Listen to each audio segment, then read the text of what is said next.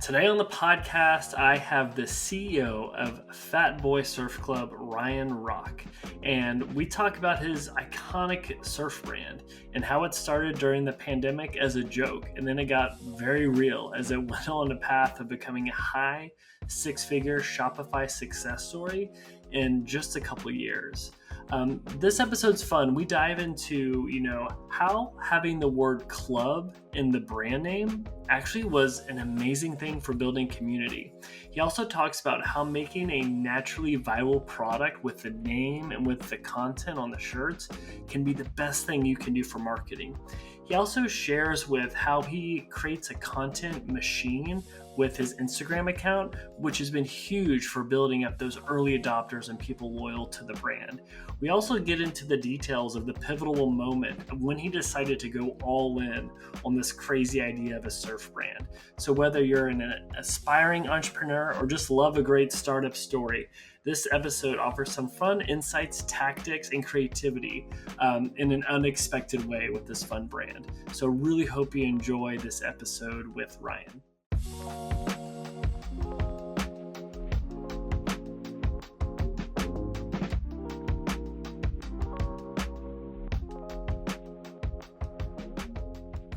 All right, so Ryan, we're sitting here. You're wearing a hat that says Fatboy Surf Club, but it was brought to my attention. And church as well. Don't forget.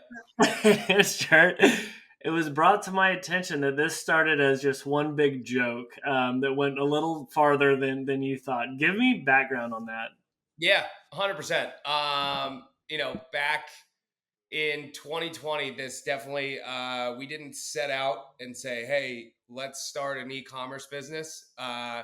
We basically, back here in Los Angeles, back in 2020, they closed down all the beaches unless you were doing activities. So, my two business partners that I do it with now, they're from Chicago originally, but had been living out here for 5-6 years. Never had any interest in learning how to surf until you weren't allowed to go to the beach without doing that. So, I was furloughed at the time.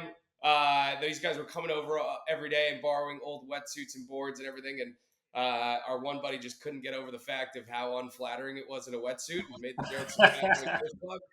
Jokes continued over some breakfast burritos later, and then getting some, having some garage beers later on, and decided, let's get some shirts made.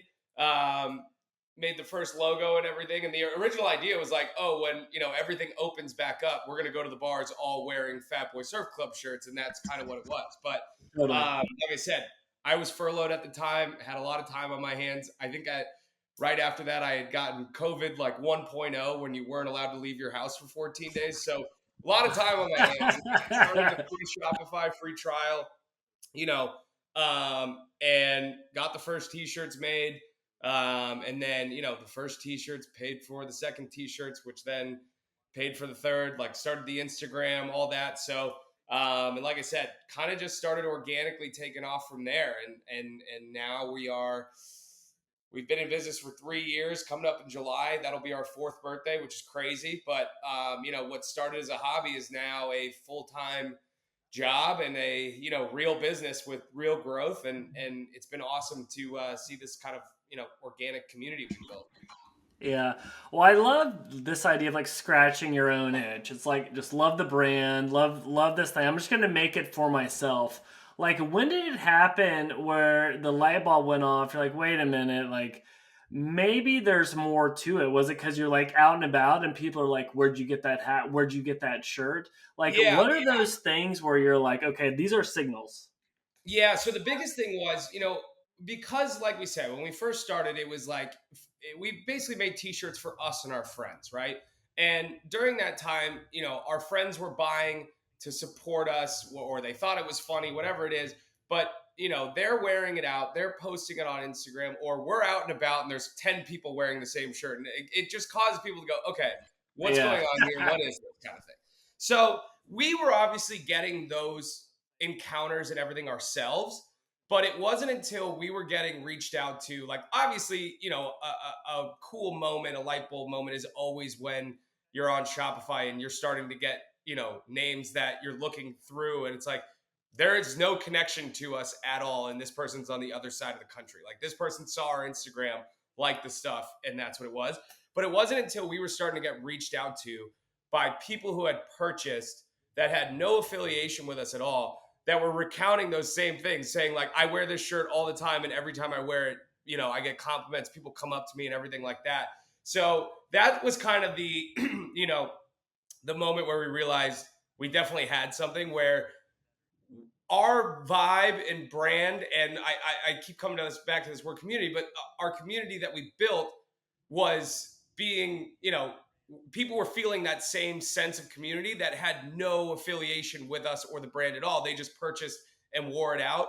And people that, they ran into people that were also wearing it. And that, the vibe was just there, that people were like, it's almost like a badge of honor. Like, I know it, the Fatboy Surf Club, I know it too. Like, it was a cool thing. So I'd say that was kind of the light bulb moment. And then, more recently, as of like, the start of last year, we started doing a lot more in-person events. So up until then, it would all be social media marketing, organic posting and everything, but having pop-ups at, events, festivals, stuff like that, people getting to see people's interaction with the brand the first time, and having those face-to-face connections and seeing people be like, this is awesome, what is this? Like, that was a very cool light bulb moment as well.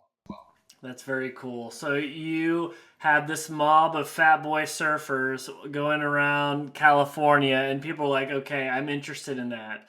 So it's like, one, make a product that's naturally viral or talkable or shareable, which if the product's so good, it markets itself, right? So that's like number one.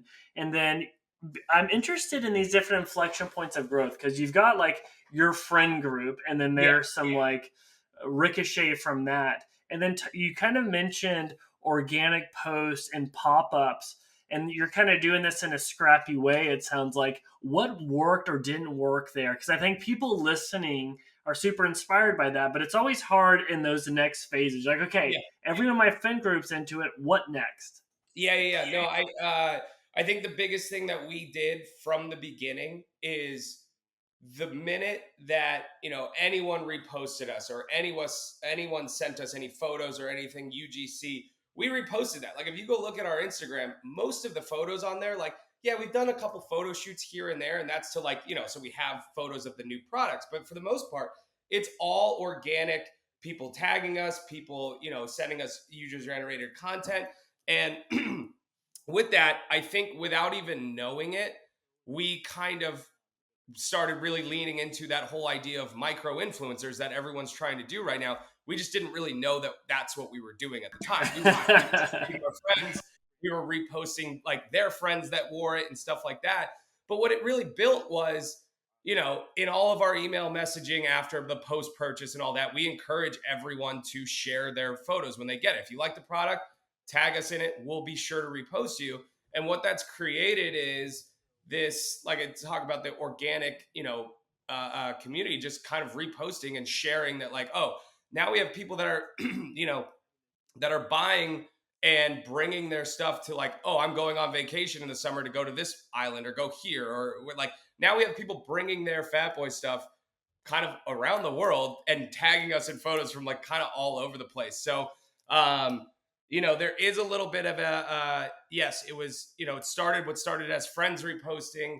And the other thing that we definitely did correct was, even at a small, when we were first starting, we didn't cheap out and go for those like, low quality, low cost t-shirts. Like, we spent, a higher, margin, and did not, like, we weren't looking at the bottom line when we first started. We wanted to create a shirt that was comfortable. We use this tri-blend material, which is much more expensive than, say, a $2 Gildan shirt, not to, talk poorly about that. But with that, if people bought it as a joke, or they were trying to support us, whatever it was, it was a product that they're like, once they got it in their hand, they're like, this is now my new favorite shirt. And it, what we want is to make sure that when people are buying our stuff, they wear it all the time. Because like you said before, the name is catchy and it is eye-catching. So when people, like, our most popular hat is pretty much a walking billboard that just says Fatboy Surf Club. And people are like, what is that? And then they go find us. So it's been good. Yeah, the hats are pretty sweet 'cause I've been eyeing which one to get. But so you've got to actually question. Did you Mhm. ask people to share and tag you, or was that organic, or a little bit of both? Where like, hey, this is working. Let's try and like engineer this more. Any color on that? Because everyone knows like the holy grail. If you can get referrals, go and do it. Easier Yeah, said yeah, than done, and you guys have figured it out to some extent. yeah. I think it was a little bit of both. Definitely what seemed like a bad time to start a business during COVID was also a great time where everyone at that time was wanting to support small businesses. So, a lot of our messaging and everything, and we are still a small business. Like, there's three of us that really do the day to day operations. And, like, when you send us an email or a customer service thing, like, I'm the one that does it. Like, yes, could we outsource that? Probably. But, like, I do like being the one, like that one to one connection, that community that you built, like I keep talking about. But it's like we are still a small business. Like we don't shy away from that. Like we put that in everything that we do. It's like, hey, you're supporting us. We want to help out however we can. But especially during COVID, during that time, people wanted to support small businesses, so they were people like we're happy to repost this. And then obviously, it's Instagram. People like being reposted by brands and things like that. So we repost everyone. But yeah, we did start to see that this was working. Like, people were either sending us emails or DMs or responding to like our post purchase survey saying that, like, oh, I saw, some guy at the bar wearing it, or I talked to some guy, one of my friends put me onto this brand kind of thing. So now in our, like I said, in all of our post purchase flows, for emails and all that, we encourage people to tag us in their stuff when they get it. We also started what we call the Fatboy of the Month. So every month we pick a customer that either has reposted us, sent us stuff, just kind of. But we started making what the rules are is tag us in your stuff, and what on the Fat Boy of the Month Instagram post we say, like, hey, nominate who you think should be next. Now we have a list of people that we can do, but it like I said, it's created this thing where people now want to tag us and repost us because they want to be Fat Boy of the Month. And it's a great honor. So why would you not want to be? I think that's a small nuance thing that's very important is like, oh, and like nominate who you would want next. So you create Yeah. this like circular referral going, which is really great. Any tips or advice on how pop-ups work? Because I see this quite a bit where it's like, okay, let's do the pop-ups, make money, and then that can fund digital growth. Was that like something that's pretty fruitful, or how did that go? Yeah, I mean, we try to do as many pop-ups as possible. We've luckily, we've networked and found a bunch of, whether it be like we've done some pop-ups at this June Shine at their tasting room, which is in Santa Monica, or at other breweries or places where you want to find either it's they have these festivals and stuff where maybe it's a small fee for the pop-up. We do some here down locally in Redondo that are like $100 for the day, and it's like, we can spend $100 on ads and we probably will not get the same return that we will being in Totally. and everything like that. But Yeah. my point of saying that is what we've kind of looked at is it's two buckets where if we're going to be doing it at like a pop-up event or festival or thing like that, that's great for us because there's going to be an audience there that they're in charge of making sure that is there. If we Yeah. do it, say, like a brewery or a restaurant or something like that, there's mutual interest in having, like, what they get out of it is a packed bar for the day and us promoting that people are going to be there. What we get out of it is obviously that face-to-face connection and being able to put the brand in front of new people. And obviously, as people are having a couple drinks and everything, they're like, yeah, this is fun, I want to support. So Yeah. I'd say with the pop-ups, 100% they are. We've never gone to one that we haven't said this was not worth it because, like I said, you're getting in front of a new audience. Digital ads are expensive anyways. Like, for the most part, you could probably whatever day, how much you're going to spend on that day and move it to a pop-up event, and you're going to do better ROI wise. But Mhm. like I said, people put a face to the name, you get that one-to-one interaction.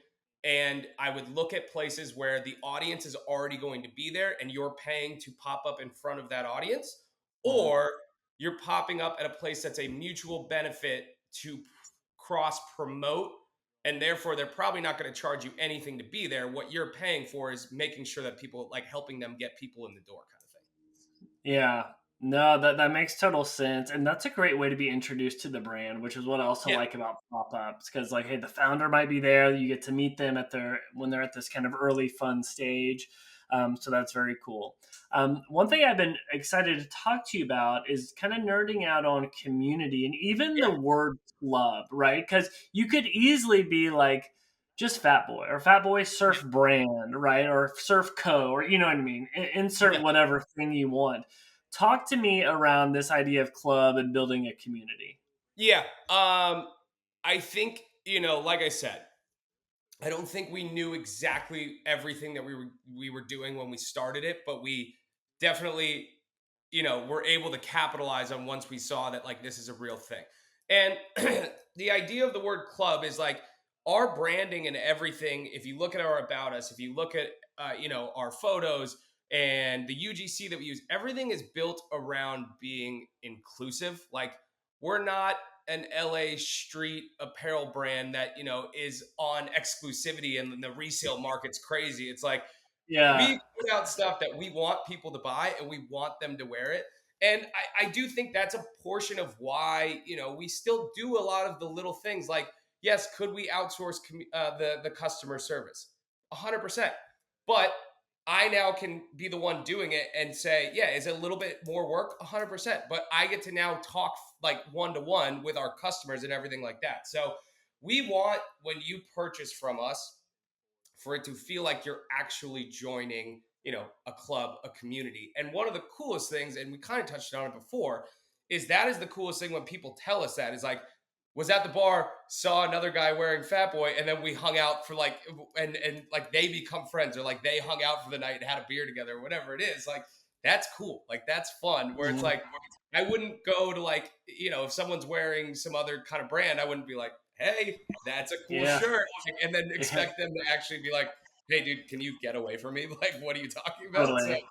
um, I think the biggest thing that's helped us do that is this whole, you know, not shying away from the fact that we are a small business and trying to have as much one-to-one customer interaction as we can, promoting our own customers that have organically bought from us, whether it be through UGC or reposting them, everything like that. Because what it's done is people are now following our journey that have been there from the beginning, or they're like, they get put onto it by a friend. They're like, this is cool. And then now they're rooting, they're actively like rooting for us and helping us out. And you hear it all the time of people that are, someone will come up to them and say, I like that shirt. And they tell them exactly where to get them instead of just saying, hey, thanks. It's like, hey, yeah, you should support these guys. Go purchase. Here's how you do it.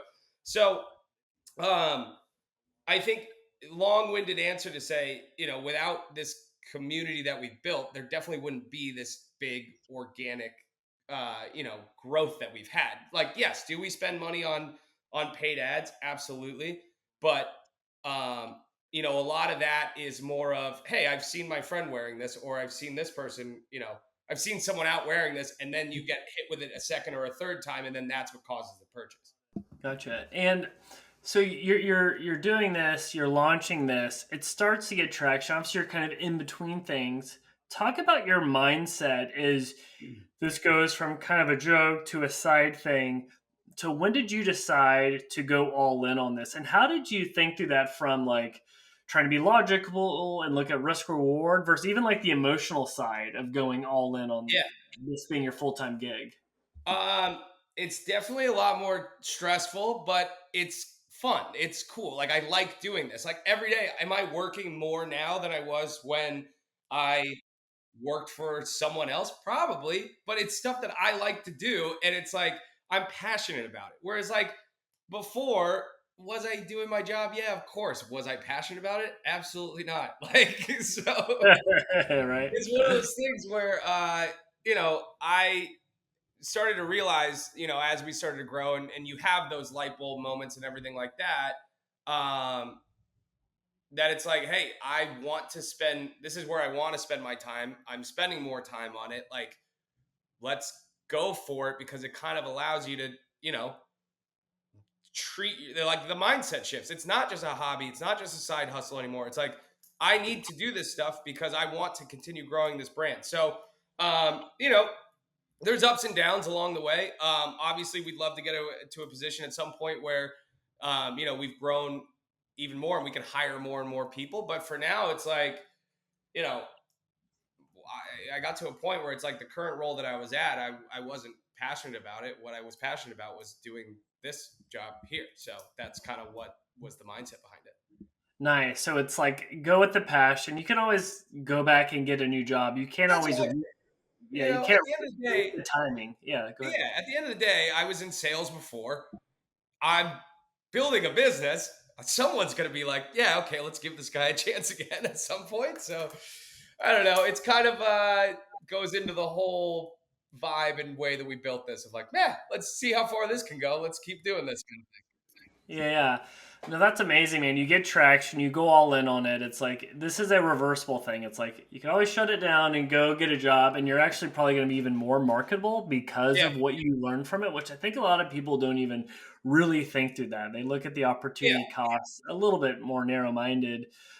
So, as you look to grow, what have you been thinking through? Because with bootstrap business owners, you make money. It's like, okay, I could reinvest in inventory. I can reinvest in ads. I can go buy myself something fancy. Like, talk to me around your mindset is like, how are you all growing and how are you thinking through investing in growth? Is it like yeah. do it through paid or through other channels?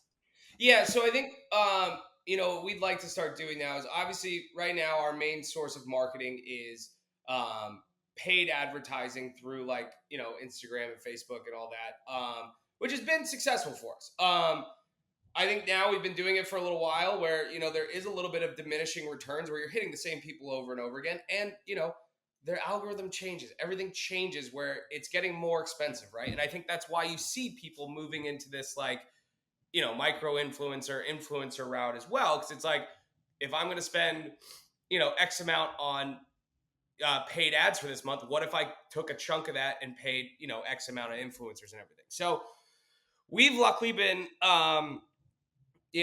we've been lucky enough that we've had some kind of bigger names, some NFL players, stuff like that, buy our stuff organically. We noticed the name and then started sending them stuff, or like we'll reach out to people and send them stuff, as an exchange. But I think it's kind of looking at that a little bit more, and whether that is, we whatever we do in the influencer space, we want it to be organic. Like we're not just going to go find someone and be able to pay them to wear our stuff and see what that. It's like we're going to work within our community that we built.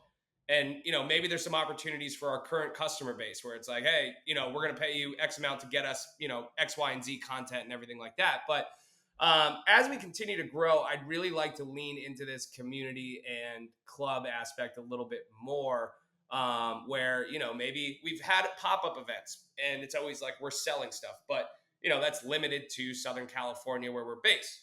We have customers all over the US and, globally as well as at this point, not as many, but it is cool to see those orders come in. But like we have a ton of East Coast customers. We have a ton in Austin, in Chicago. What does a Fatboy Surf Club event look like in those areas that maybe we don't have as much merch, maybe we can ship some stuff over there, but what does that look like? Because at the end of the day, we want to have more of these events. So when you are purchasing and everything, and you're starting to follow us on Instagram and getting our emails and all that, you are part of a club that, there's things that you get access to, whether it be an event, whether it be, who knows? But a big thing of that is too, from the beginning, we started donating to the Save the Manatee Foundation. It's pretty much our motto, our mascot there. That's awesome. So back in the day, we saw that Jimmy Buffett was the spokesperson for the Save the Manatee Foundation, and our original shirt has a manatee on it. So we're like, this makes perfect sense. So maybe that's how these events look. Maybe it is tying it into a more charitable thing where it's like, hey, beach cleanups, whether it be bar takeovers or whatever it is. And it's like a portion of these proceeds are going to the Save the Manatee Foundation, or we've done something with 4Ocean, which like removes trash from our rivers and coastlines. So we've done stuff with them. So maybe it's tying in a more charitable aspect, but from customer feedback and everything like that is a part that people really care about, is that we do donate a portion of proceeds. So, you know, leaning into that with these events could be kind of where we are able to do more in other parts of the country, if that makes sense. Yeah, that's a great way to think through introducing the brand to other customers or Yeah. regions, especially having that alignment with organizations or people. And so as I look at the website, I mean, you guys have really broken out a lot of SKUs and products. I love what you guys are doing with bundles and like the mystery pack, because for people Mhm. listening, to run ads really well, you want to have a decent average order value, because some of these single products that they're selling, it's like 37 or $80, but if you get that average order value to over 100, it looks really nice. Can you talk through like any thought you have between products for new customer acquisition, like whether it's the Yeah. flagship product or pushing people to bundles? Yeah. So I think what we learned last year is we started to get this really big explosive growth at the beginning of the year. And, we were running ads at the time, and we were getting great return on ad spend. And with that, we're able to put out new products, and we were able to have this story to tell, right? Like, hey, we got this new collection, we have this coming out, and like we had all this stuff that was like boom, boom, boom, new things, and like so it caused, and I think it took us time to realize this. Like, we just thought this was because the ads were ripping, everything was going well, but it's like we had new messaging and new things. So even if you're hitting the same people again, there's a new story to tell. There's new things going on, keeping people coming back to the website and everything like that. When it got to Q4, we kind of relied on, hey, these have been our best sellers for the whole year. We got to restock these for the holiday season. Like, these are going to go crazy. So we spent a lot of our, resource and capital on restocking old SKUs and thinking through that. The Yeah. idea was that, why are we going to put out new stuff and then have to heavily discount it over the holidays? But what that caused is, we're still spending money on ads. We're still sending out emails to our same customer base that have already bought these, or they've already seen them. So they're Right. like, Yeah. what is the new story to tell? So um, I think what we learned of having obviously a full year of taking this as a serious business and learning all that, is that, yeah, we need to make sure that we are constantly thinking through the new product development and new designs, and what is the reason that you're touching these people. Like, if you're just showing them the same, hey, we've got this same blue manatee shirt that we've had for 4 years, like, is Don't you yours need five fading? of them? Yeah. Yeah, don't you need more of these? Exactly. So I think that's what we learned, is like, okay, if we're in a situation where we've, restocked a lot of stuff that, has already been looked at, and it's falling on deaf ears because it's hitting the same people with the same ads and everything. What can we do to spice up the inventory that we have? And that's with the mystery boxes, that's with bundles. And like you said before, it also brings up the average order value, where, we're spending money on paid ads. If someone comes in and buys just like a $29 hat, after you look at the cost of the product, shipping, ads, everything like that, it's like, it's great to get a new customer in the door, but did we really make much off that? Not really. It's like, but if you can get that same person to get a discounted hat, t-shirt, and hoodie when they purchase more, that's going to bring up that average order value and make that new customer worth more. And then it's up to us to nurture that relationship and put out new products and everything, so the lifetime value of that customer increases, and we're not relying on just the expensive buying new customers every day. No, that's smart. And I like the different like variations you do of the logo and the brand and the manatee logo and the kind of chubby dude on the surfboard. It's pretty Yeah. sweet. I'm also interested, so many Shopify DTC brands, you have to be really good at making this content machine, whether Mm-hmm. it's for your ads or for your Instagram. And I really think everybody should go to the Fatboy Surf Club Instagram, look at the tagged content, look at the actual content, because you do a great job of showing product shots, but then there's like lifestyle, there's meme. Talk to me. We can, as nerdy as you want to get, like, what's the thought process behind the content machine to make all that? Do you just like have a bunch of coffee on a Sunday and bang out content for the week? Do you outsource that? Do you have people helping you? Like, how Yeah. do you keep the machine going? So it's one of the hardest parts of the job. It's one of the most exhausting. It's like, and it's always like you get different advice from different people too. Like you need to be posting every single day. Like, no, a couple times a week is fine. Like you need to be doing this. And it's like, what we kind of figured is getting back to like who we are, which is like the organic of just like, yeah, we use our Instagram to obviously announce things like pop-up events and new products and stuff like that. So we'll hire, we've got a buddy that does photography. We'll spend a day, we'll bring new products down to the beach or whatever it is. The nice part is our brand is built on, surfing, going to the beach and eating and drinking afterwards. So it's like the content shoots, you can usually get people to come down and be like, hey, we'll Yeah, buy you a couple beers if you just wear some shirts and take some photos, kind of thing. yeah, But because of that, like most of our, UGC and everything is people that went to Hawaii and they brought their shirts and they sent us photos, and like that's kind of what we use. But it's like, so long-winded to say, yes, we've outsourced some photo shoots and everything so that we have photos of the product so that we can promote it when we have new drops and stuff like that. But the rest of it is all like, hey, that person sent us a cool photo, we're gonna repost that, or we're gonna post that and tag them, because at the end of the day, that's who we are. It's like we want to showcase our community and stuff like that. We don't care as much about when you talk to social media people and are like, well, you need to have a brand aesthetic for when you come to your page, and everything needs to be curated by like this photo needs to be in front of this one. Like they're looking at the full grid view. We're looking at it as like, hey, this is who we are. These are our people. This is us. Like we like this photo, so we're going to repost it.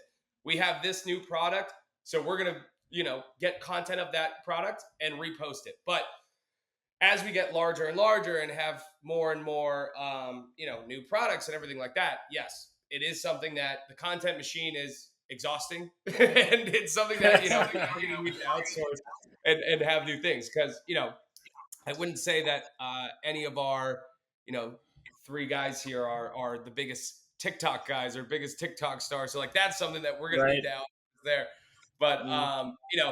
I think mobilizing your current customer base to help you with these the content, getting photos, tagging you and stuff and everything, like that can relieve a lot of you know stress of having to get that constant content coming in.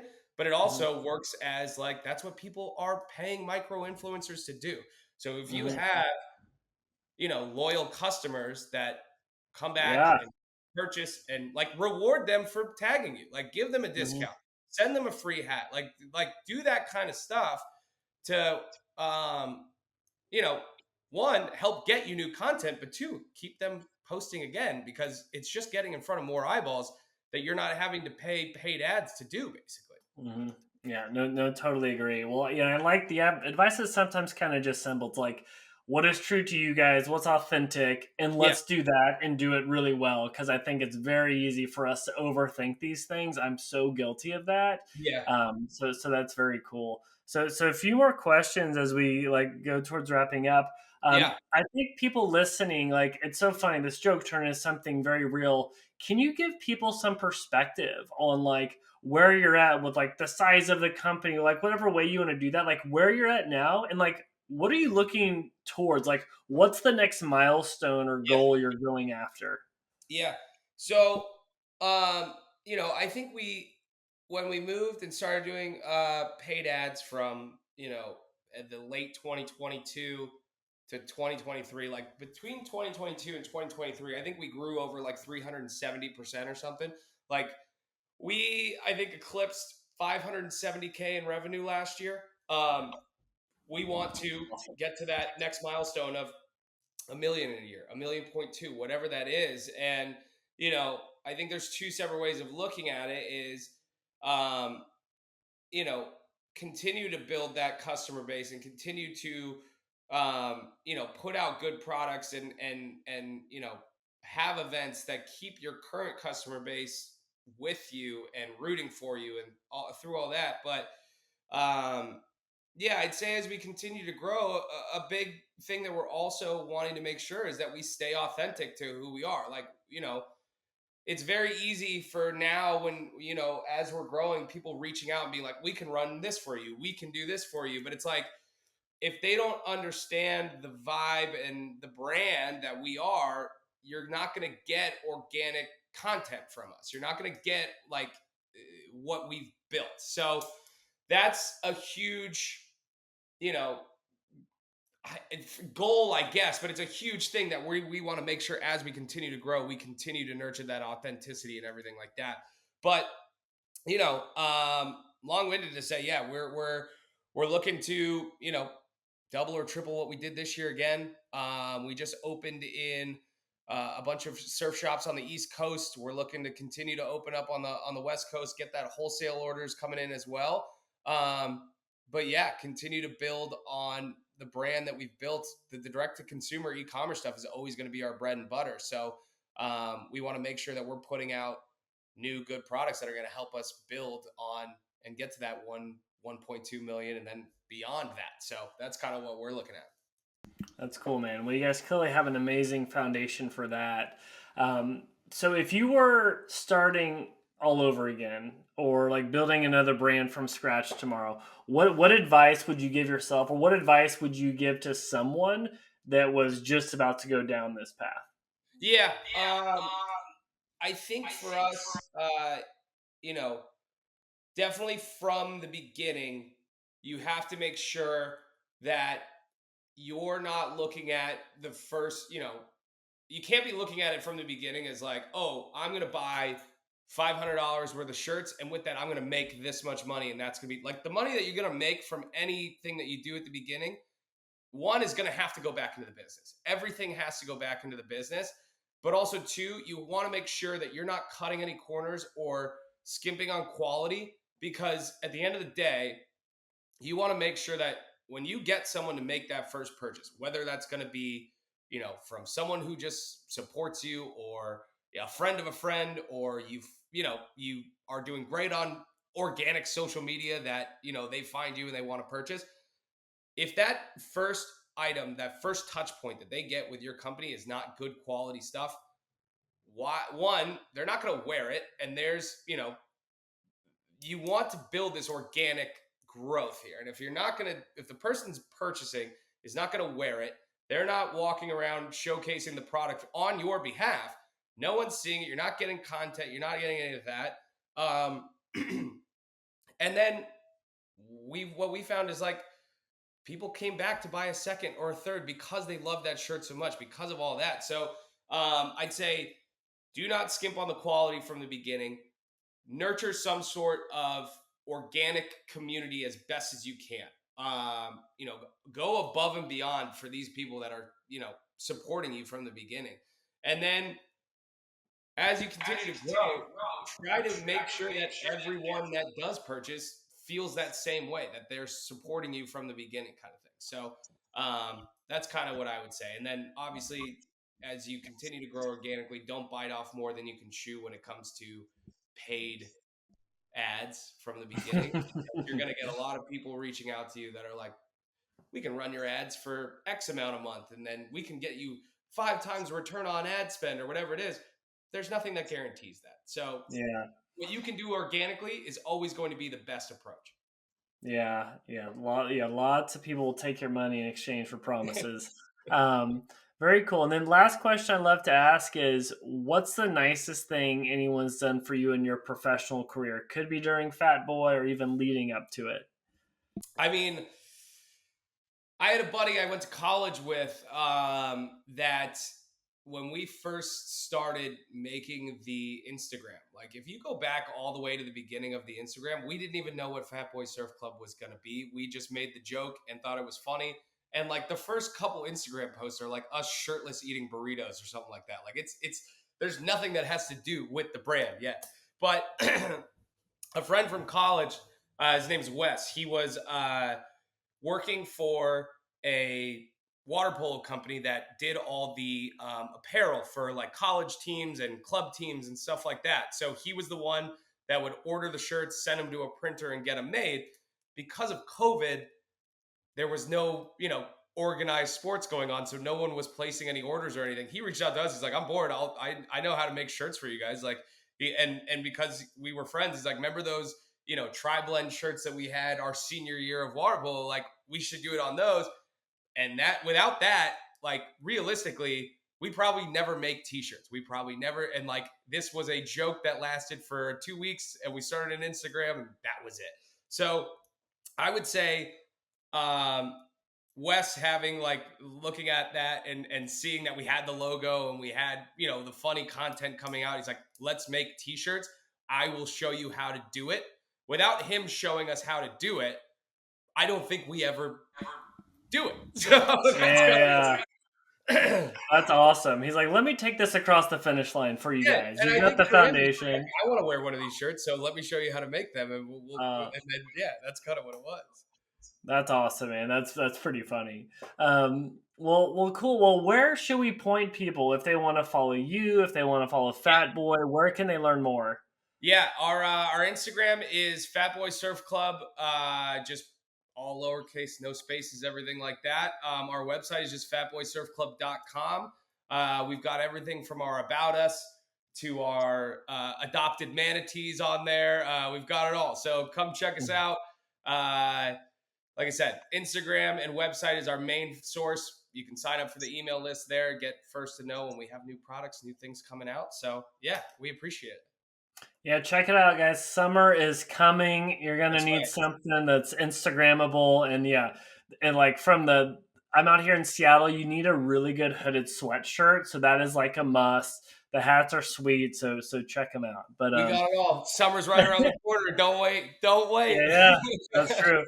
Well, cool. Well, Ryan, congrats what you built in such a short time frame, man. Very, very cool and impressive, especially on the back of a brand. So well done, but excited to watch from the sidelines, man. So thank you.